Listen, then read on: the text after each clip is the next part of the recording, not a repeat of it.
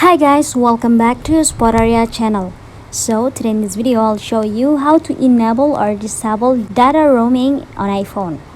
But as always, before you continue this video, I hope you like, comment and subscribe to support this channel, and don't forget to hit the notifications bell. So without any further ado, let's get started. Well guys, firstly that you have to do is open your settings apps on your phone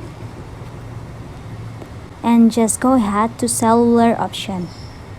I'm gonna tap it right now, and when it's open you have to go ahead to cellular data option here under the cellular data, and at the first option you will see data roaming. Just swiping the toggle switch to the right,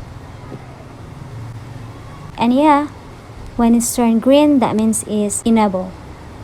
To disabling, just do the same way by swiping the switch to the left, like that. And yeah, finally it's disabled.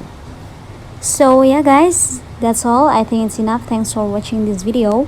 I hope this video will help you guys. Don't forget to leave your comment in the column below. I'll see you soon on the next one, and good luck.